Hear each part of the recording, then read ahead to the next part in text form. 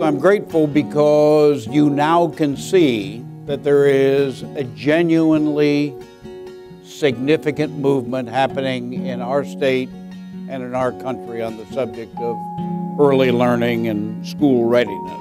If we don't get a running start when their brain is a sponge, we will be lost and our students will lose out on our economic competitiveness.